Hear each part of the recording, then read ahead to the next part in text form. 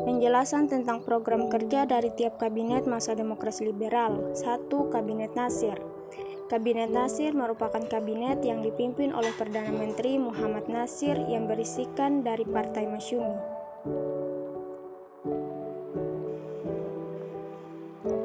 2. Kabinet Sukiman. Kabinet Sukiman ini merupakan kabinet koalisi antara PNI dan Masyumi dengan Perdana Menterinya dari Partai Masyumi yaitu Sukiman Wiryosanjoyo.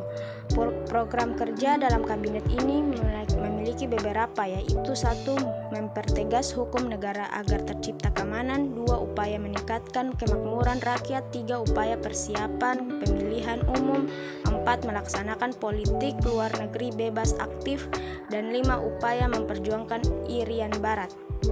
Penyebab jatuhnya Kabinet Sukiman yaitu adanya tuduhan memasukkan Indonesia ke dalam blok barat setelah penandatanganan bantuan ekonomi dan militer dari Amerika, dan adanya sikap kurang tegas dalam menghadapi pemberontakan di Jawa Tengah dan Kahar Muzakar di Sulawesi Selatan. 3. Kabinet Wilopo. Kabinet Wilopo atau biasa disebut juga dengan Zaken Kabinet yang dipimpin langsung oleh M.R. Wilopo. Kabinet ini merupakan koalisi antara PSI, Masyumi, dan PNI. Program kerja yang dijalani oleh Kabinet Wilopo yaitu 1. Melaksanakan pemilihan umum, 2. Meningkatkan kemakmuran rakyat, 3. Upaya menciptakan keamanan dan dalam negeri, 4. Upaya memperjuangkan Irian Barat, dan 5. Melaksanakan politik luar negeri bebas aktif. Adapun kegagalan yang dialami oleh Kabinet Wilopo yaitu 1. Peristiwa pada tanggal 17 Oktober 1952 yang disebabkan oleh masalah ekonomi, reorganisasi atau profesionalisasi tentara, dan adanya campur tangan parlemen atas permasalahan militer. 2. Adanya kondisi krisis ekonomi sehingga menyebabkan jatuhnya harga barang ekspor Indonesia, dan 3. Peristiwa Tanjung Morawa yaitu peristiwa di mana rakyat protes kepada pemerintah yang telah mengerjakan lahan perkebunan kepada para investor asing dengan alasan untuk meningkatkan hasil devisa negara. 4. Kabinet Ali Sastroamidjojo I. Kabinet Ali Sastroamidjojo I ini dipimpin oleh M.R. Ali Sastroamidjojo. Kabinet ini juga merupakan koalisi antara NU dan PNI, sedangkan Masyumi menjadi oposisi, partai penentang. Program kerja yang dijalani oleh kabinet ini adalah 1.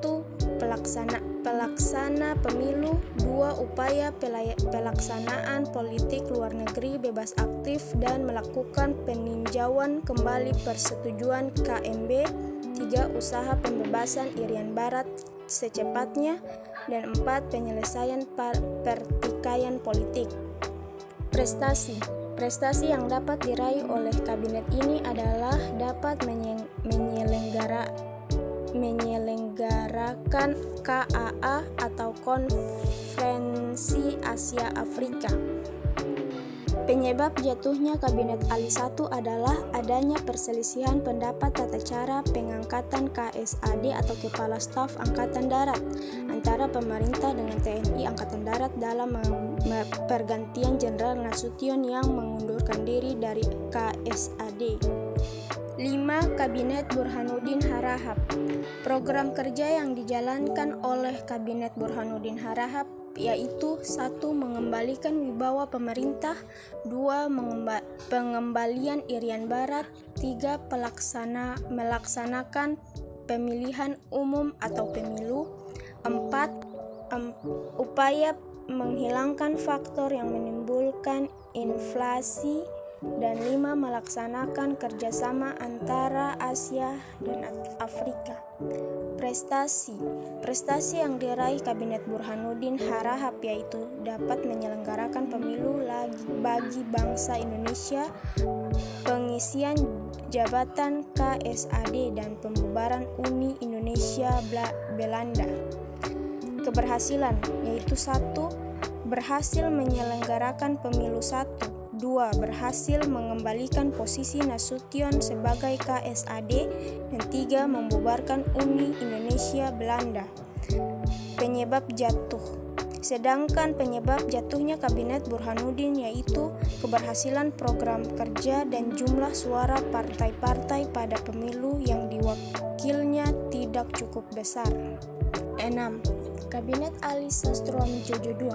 Kabinet Ali II merupakan koalisi antara PNI, NU, dan Masyumi. Program kerja yang dijalankan oleh Kabinet Ali II yaitu 1. Pembatalan KMB atau Konferensi Meja Bundar. 2. Melaksanakan keputusan KAA atau Konferensi Asia Afrika. Dan 3. Perjuangan mengembalikan Irian Barat ke pangkuan Republik Indonesia. 4. Usaha dalam memperbaiki nasib kaum buruh dan pegawai. Dan 5. Upaya pemulihan keamanan.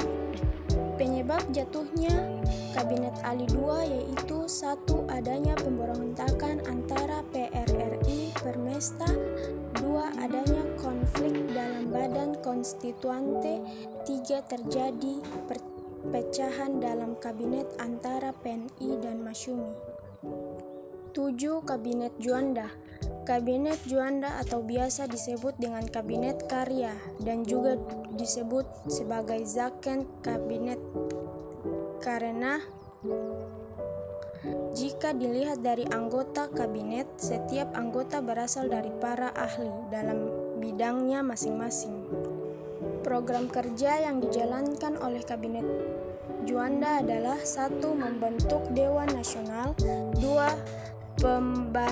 Pembatalan KMB. 3. Upaya normalisasi keadaan negara. 4. Upaya mempercepat pembangunan. 5. Perjuangan Irian Barat. Prestasi.